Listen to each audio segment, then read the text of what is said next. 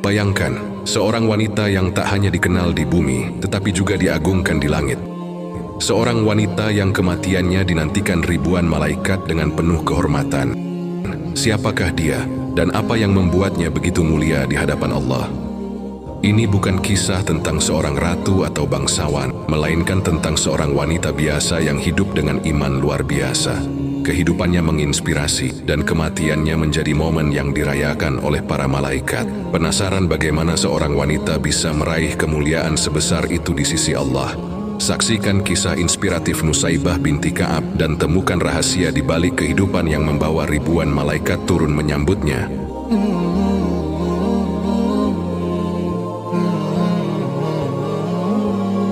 Assalamualaikum warahmatullahi wabarakatuh. Selamat datang di Kafilah Muslim. Kali ini kita akan membahas kisah seorang wanita solehah yang kematiannya dinantikan oleh ribuan malaikat. Kisah ini mungkin sering kita dengar, namun mari kita merenung sejenak dan mengingat kembali perjuangan wanita mulia ini. Kisah yang bukan hanya menggetarkan hati, tetapi juga mampu mengembalikan semangat kita untuk meneladani sosok luar biasa bernama Nusaibah binti Ka'ab radhiyallahu anha. Wanita berhati baja yang hidupnya tercatat dalam sejarah sebagai lambang keberanian dan keimanan yang tak tergoyahkan. Namun sebelum lanjut, saya sarankan untuk menuliskan solawat yang kita tujukan kepada Nabi Muhammad di kolom komentar, agar kelak solawat ini bisa menjadi saksi kita untuk mendapat syafaat di akhirat. Like dan subscribe ke channel ini sangat membantu menyebarkan dakwah Islam dan semoga menjadi amal jariah untuk kita semua. Pada suatu hari yang kelak akan dikenang oleh para malaikat, Nusaibah sedang berada di dapurnya. Tangannya yang cekatan mengurus pekerjaan rumah tangga, namun hatinya selalu bergetar dengan keimanan dan cinta kepada Allah dan Rasul-Nya. Di ruang lain, suaminya Said tengah beristirahat di bilik tempat tidur. Tiba-tiba terdengar suara gemuruh yang mengguncang bumi. Suara itu bagaikan gunung-gunung yang runtuh. Nusaibah terkejut, pandangannya segera tertuju ke arah luar. Ini pasti suara tentara musuh, pikirnya.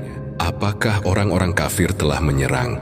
Dengan cepat, ia meninggalkan pekerjaannya dan bergegas menuju bilik suaminya. Di sana, Said masih tertidur, belum menyadari bahaya yang mengancam. Nusaibah dengan kelembutan yang hanya dimiliki seorang istri yang penuh kasih, membangunkan suaminya. "Suamiku tersayang," bisiknya lembut. "Aku mendengar pekik suara menuju Uhud. Mungkin kaum kafir telah menyerang." Said yang belum sepenuhnya sadar terhenyak. Ia merasa bersalah, seolah-olah seharusnya dialah yang mendengar suara itu lebih dulu, bukan istrinya. Tanpa menunggu lebih lama, ia bangkit dan segera mengenakan pakaian perangnya. Saat ia menyiapkan kudanya, Nusaibah mendekatinya, menyodorkan sebilah pedang. "Suamiku," ucapnya dengan tegas namun penuh cinta, "bawalah pedang ini dan jangan pulang sebelum kemenangan di tanganmu."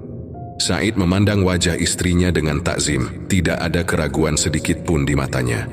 Dengan sigap, ia menaiki kudanya dan berderap menuju medan perang. Deru langkah kuda semakin menjauh, sementara Nusaibah hanya bisa berdoa dalam hatinya, meminta perlindungan Allah untuk suaminya. Di medan perang, pertempuran berkecamuk. Said bertarung dengan gagah berani.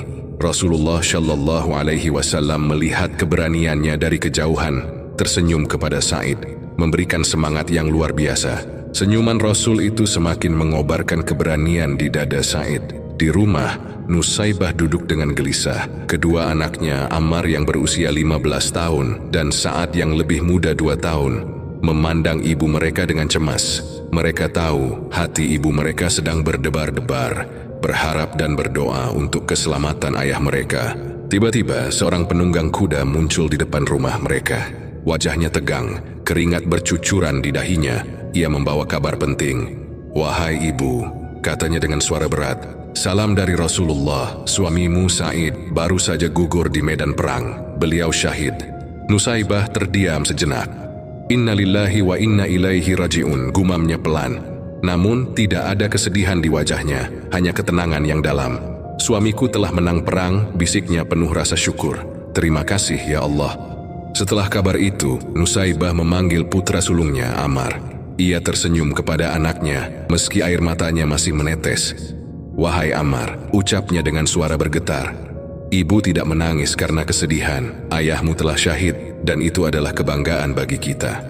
Tapi ibu merasa sedih karena tidak ada lagi yang bisa ibu berikan untuk berjuang bersama Nabi. Maukah engkau melihat ibu bahagia, Nak? Ammar mengangguk, hatinya berdebar-debar. Ambillah kuda di kandang dan bawalah tomba. Bertempurlah bersama Nabi hingga kaum kafir terhapus.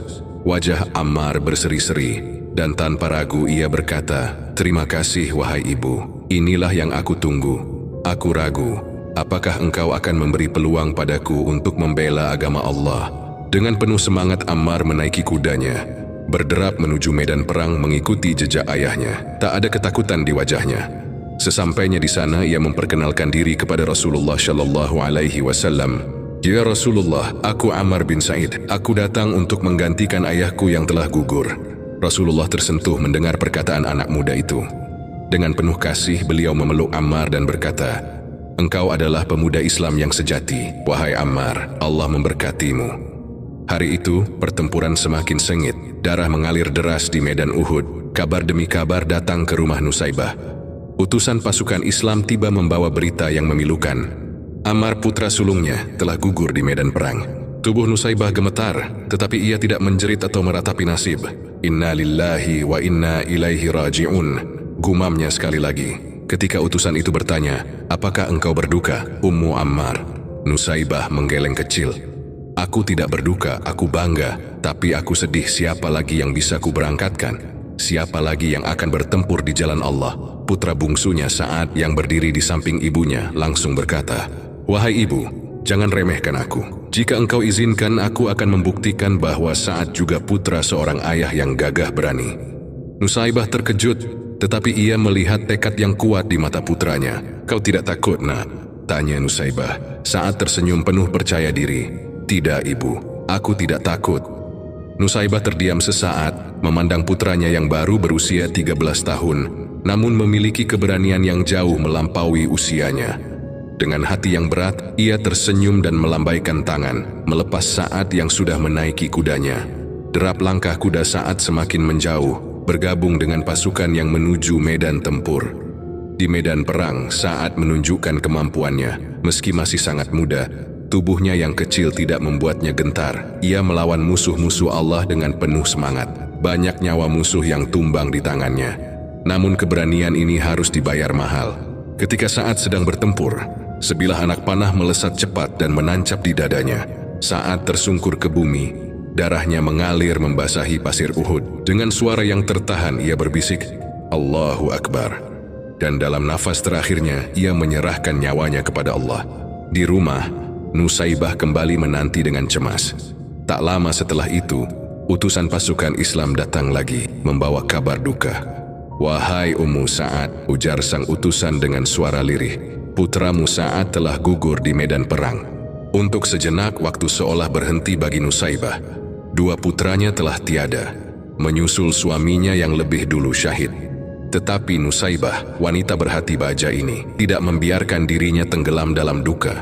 Ia hanya menggigit bibir, menahan tangis. "Inna lillahi wa inna ilaihi raji'un," gumamnya sekali lagi. "Aku telah memberikan segalanya untuk Allah dan Rasul-Nya, tapi aku masih ada diriku yang tersisa." Dengan suara tegas dan pandangan tajam, ia berkata kepada sang utusan, "Katakan kepada Rasulullah, aku Nusaybah ingin ikut berperang. Aku tidak punya apa-apa lagi untuk diberikan selain diriku sendiri. Izinkan aku mengangkat senjata." Utusan itu terdiam sejenak, lalu menjawab dengan lembut, "Wahai ibu, engkau wanita. Medan perang bukan tempat untukmu." Mendengar hal itu, hati Nusaybah bergejolak. Ia merasa tersinggung. Apakah karena aku wanita, aku tidak bisa berjuang di jalan Allah?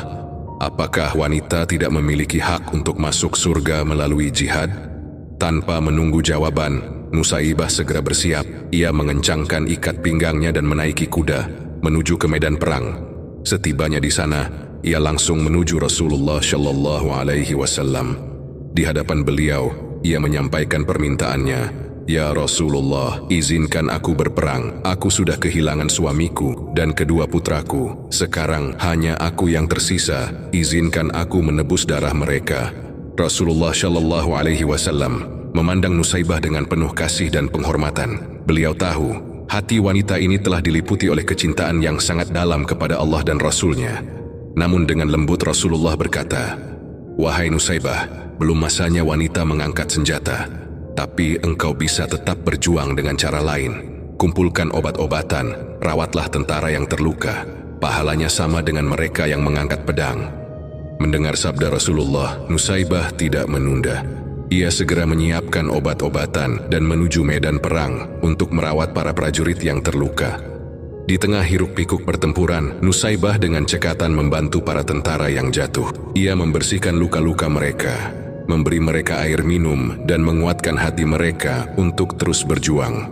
Namun peperangan semakin memanas. Di tengah pertempuran, Nusaibah melihat pemandangan yang membuat darahnya mendidih. Salah satu prajurit muda yang baru saja ia rawat tergeletak tewas. Kepalanya terpenggal oleh pedang musuh. Amarah menyelimuti hati Nusaibah.